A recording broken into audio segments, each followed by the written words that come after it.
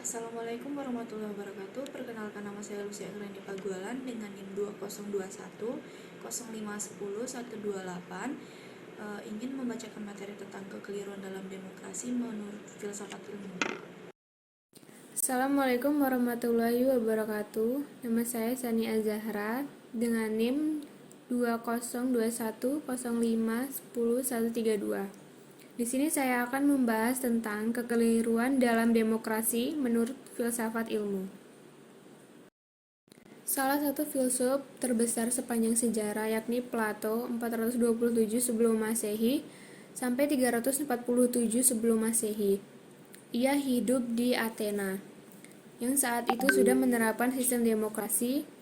Dalam kondisi sosial politik yang demokratis tersebut, tradisi intelektualitas semakin mendapatkan tempatnya, karena dalam demokrasi dikenal istilah isonomia dan isogoria, yakni suatu prinsip kebebasan berpendapat maupun persamaan di depan hukum. Situasi sosial politik seperti itulah yang menyebabkan tradisi dialektika dan retorika semakin menguat. Demokrasi modern mendasarkan dirinya pada rasionalitas. Dengan kata lain, demokrasi bisa dikatakan dengan sukses manakala diikuti dengan tumbuhnya penalaran publik, sentimentalisasi publik seperti penggunaan isu sara. Dalam sebuah negara, demokrasi hanya akan menghasilkan suatu turbulensi politik. Hal itulah yang sudah diperingatkan oleh Plato sejak puluhan abad lalu dalam bukunya yang berjudul Politeia. Hal itu juga diungkapkan oleh Budi Hardiman, seorang ahli filsafat dari Dirkarya, dalam bukunya yang berjudul Demokrasi yang Sentimentalitas. Ia mengatakan bahwa demokrasi yang berjalan dengan baik tentu akan menghindarkan dirinya dari upaya sentimentalisasi publik dengan memakai sumber-sumber konflik demi tujuan-tujuan kekuasaan semata. Penalaran merupakan upaya gigi untuk mengatasi sentimen-sentimen. Sistem politik demokrasi terdapat juga istilah ruang publik.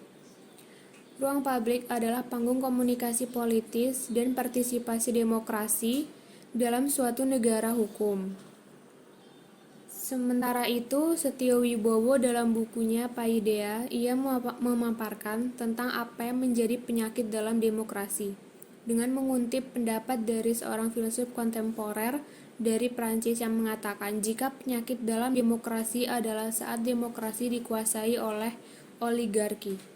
Beliau membagi jenis oligarki ke dalam dua kelompok, yakni oligarki kepakaran dan oligarki pemodal. Oligarki kepakaran adalah para elit politik di mana untuk mendapatkan kekuasaan mereka membutuhkan legitimasi dari pemilu, sementara dalam pemilu membutuhkan modal yang banyak.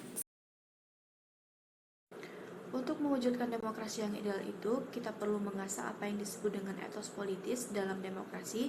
Budi Hardiman dalam bukunya Demokrasi dan Sentimentalitas menjelaskan yang dimaksud dengan etos politis dalam buku Demokrasi adalah energi atau mentalitas yang menggerakkan individu-individu untuk menjalankan demokrasi.